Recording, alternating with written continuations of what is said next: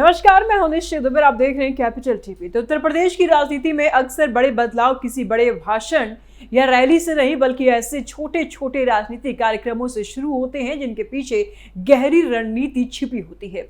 इस बार भी कुछ ऐसा ही हो रहा है। पश्चिमी उत्तर प्रदेश के मेरठ में एक रोजा इफ्तार का आयोजन अचानक चर्चा के केंद्र में आ गया है। पहली नजर में यह एक सामान्य धार्मिक और सामाजिक कार्यक्रम लगता है, लेकिन अगर इसके राजनीतिक मायनों को समझा जाए तो तस्वीर बिल्कुल अलग दिखाई देती है। बीजेपी अल्पसंख्यक मोर्चा की ओर से आयोजित ये रोजा इफ्तार सिर्फ एक दावत नहीं बल्कि एक बड़ा राजनीतिक संदेश माना जा रहा है कि इसके जरिए बीजेपी पश्चिमी यूपी के मुस्लिम समाज तक अपनी पहुंच मजबूत करने की कोशिश कर रही है। खास बात यह भी है कि आयोजन ऐसे समय में हो रहा है जब 2027 के विधानसभा चुनाव की रणनीति अभी से तैयार की जा रही है।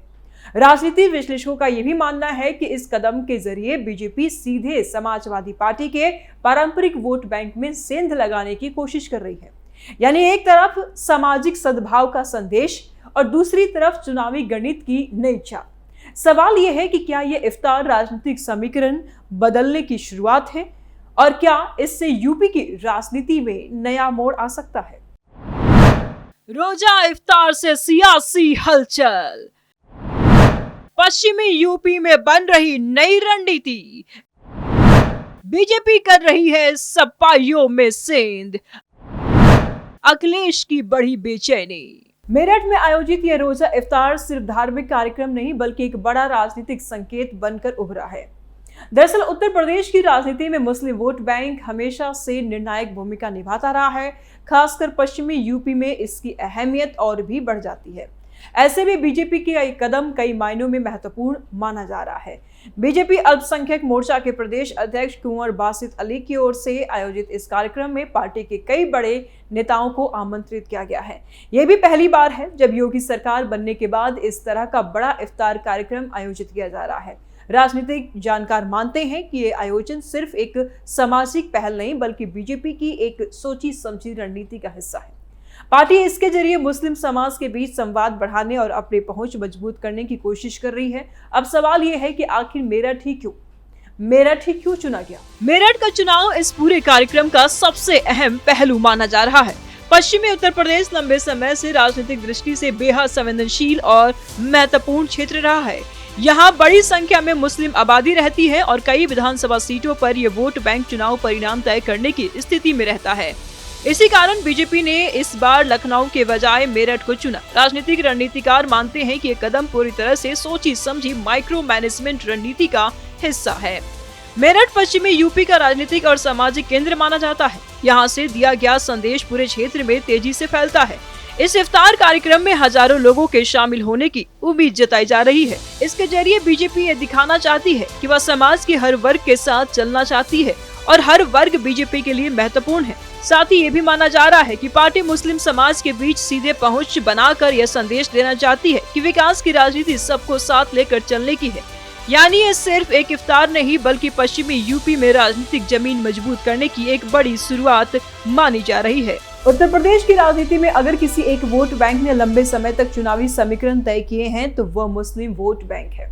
खासकर समाजवादी पार्टी को इसका सबसे बड़ा फायदा मिलता जा रहा है। लेकिन अब ऐसा लगता है कि बीजेपी इस समीकरण को बदलने की कोशिश में अब जुट गई है। मेरठ में आयोजित रोजा इफ्तार उसी रणनीति की एक झलक माना जा रहा है जिससे अखिलेश की नींद उड़ी हुई है और उनके लिए यह वोट बैंक के हाथों से खिसकते जा रही है।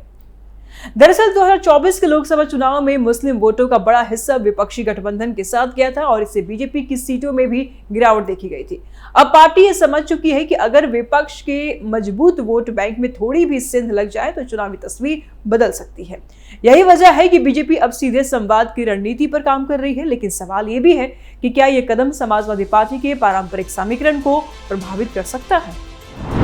2027 चुनाव की बिसात तैयार, राजनीति में नया समीकरण, मुस्लिम वोट बैंक पर नजर, सपा के लिए बनी बड़ी चुनौती। समाजवादी पार्टी लंबे समय से मुस्लिम और यादव वोट बैंक के सहारे अपनी राजनीतिक ताकत बनाए हुए है और इसे आमतौर पर MY यानी कि मुस्लिम यादव समीकरण कहा जा रहा है। हाल के वर्षों में अखिलेश यादव ने इसे और विस्तार देते हुए पीडीए यानी कि पिछड़ा, दलित और अल्पसंख्यक का फॉर्मूला भी सामने रखा है। इस रणनीति का मकसद अलग अलग सामाजिक समूहों को एक मंच पर लाना है, लेकिन अब बीजेपी इसी समीकरण को चुनौती देने की कोशिश कर रही है। मेरठ का रोजा इफ्तार उसी दिशा में उठाया गया कदम माना जा रहा है। राजनीतिक विश्लेषकों का कहना है कि बीजेपी का लक्ष्य मुस्लिम वोटों का पूरा समर्थन हासिल करना नहीं है, बल्कि पार्टी की रणनीति विपक्ष के मजबूत वोट बैंक में थोड़ी सेंध लगाने की है। अगर बीजेपी 5 से 10% मुस्लिम वोट भी अपनी ओर खींचने में सफल हो जाती है तो कई सीटों पर चुनावी परिणाम बदल सकते हैं।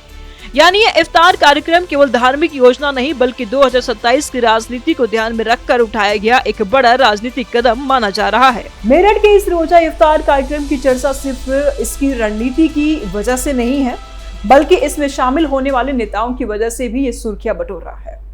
इस आयोजन में बीजेपी के कई बड़े नेता शामिल होने जा रहे हैं। इनमें सांसद, मंत्री, पूर्व केंद्रीय मंत्री और पार्टी के कई वरिष्ठ नेता शामिल हैं।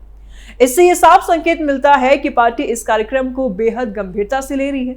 बीजेपी अल्पसंख्यक मोर्चा के प्रदेश अध्यक्ष कुंवर बासित अली का कहना है कि रमजान का महीना भाईचारे और एकता का संदेश देता है और इसी भावना के साथ ये आयोजन किया जा रहा है। और उनका ये भी कहना है कि इस कार्यक्रम का मकसद समाज के सभी वर्गों को एक साथ लाना है, लेकिन राजनीतिक विश्लेषक मानते हैं कि इसके पीछे एक बड़ा राजनीतिक संदेश भी छुपा है। इफ्तार बना सियासी मंच, बड़े नेता मेरठ में जुटे, संदेश एकता और संवाद का, सफाइयों में मचा भगदड़। इस रोजा इफ्तार कार्यक्रम में बीजेपी के कई प्रमुख नेता शामिल हुए। इनमें सांसद दुष्यंत गौतम, राज्यसभा सांसद गुलाम अली खटाना, पूर्व केंद्रीय मंत्री मुख्तार अब्बास नकवी और पूर्व सांसद सैयद जफर इस्लाम जैसे नाम शामिल है। इसके अलावा योगी सरकार के मंत्री डॉक्टर सोमेंद्र तोमर और अल्पसंख्यक मंत्री दानिश आजाद अंसारी भी कार्यक्रम में मौजूद हैं। इतने बड़े स्तर पर नेताओं की मौजूदगी दिखाती है कि पार्टी इस आयोजन को सिर्फ औपचारिक कार्यक्रम नहीं बल्कि एक महत्वपूर्ण राजनीतिक पहल के रूप में देख रही है। बीजेपी के नेता इसे सामाजिक समरसता और संवाद का मंच बता रहे हैं। उनका कहना है कि समाज के अलग अलग वर्गों के बीच बातचीत और आपसी समझ बढ़ाना लोकतंत्र के लिए जरूरी है। इसी उद्देश्य से इफ्तार के बाद मुस्लिम समाज के लोगों के साथ संवाद कार्यक्रम भी आयोजित किया जाएगा। इस संवाद के जरिए पार्टी सीधे लोगों की राय और उनकी चिंताओं को समझने की कोशिश करेगी। राजनीति में छवि का महत्व किसी भी रणनीति से कम नहीं होता। पिछले कई वर्षों से विपक्ष बीजेपी पर मुस्लिम विरोधी होने के आरोप लगाता रहा है और ऐसे में मेरठ का ये रोजा इफ्तार कार्यक्रम बीजेपी की छवि पर विपक्ष की वार को लेकर करारा चोट है, क्योंकि पार्टी के नेता लगातार ये कहते आ रहे हैं कि उनकी राजनीति किसी धर्म के खिलाफ नहीं बल्कि विकास और समावेश के सिद्धांत पर आधारित है। वहीं इस पार्टी से मुस्लिमों के नेता कहे जाने वाले अखिलेश की बेचैनी बढ़ी हुई है। अब देखना यह होगा कि पार्टी कितनी सपा में और कितनी खलबली मचाती है। सपा के सीने पर बीजेपी का वार, 2027 से पहले सपा में बड़ा खेल, बीजेपी की पाले में मुस्लिम वोटर्स, हाथ मलते रह गए अखिलेश। बीजेपी की रणनीति केवल चुनाव जीतने तक सीमित नहीं है बल्कि वह सामाजिक समीकरणों को भी बदलने की कोशिश कर रही है। इफ्तार जैसे आयोजनों के जरिए पार्टी ये संदेश देना चाहती है कि वह सभी समुदायों के साथ संवाद और सहयोग की राजनीति में विश्वास रखती है। ये कदम खास तौर पर उन इलाकों में महत्वपूर्ण माना जा रहा है जहां मुस्लिम आबादी बड़ी संख्या में रहती है और चुनावी परिणामों पर उसका सीधा असर पड़ता है। बीजेपी का लक्ष्य ये नहीं है कि मुस्लिम वोट बैंक पूरी तरह उसके साथ आ जाए, बल्कि पार्टी सबका साथ सबका विकास चाहती है। अगर मुस्लिम वोट बीजेपी की ओर खिसकते हैं तो यूपी की राजनीति में बड़े बदलाव देखने को मिल सकता है।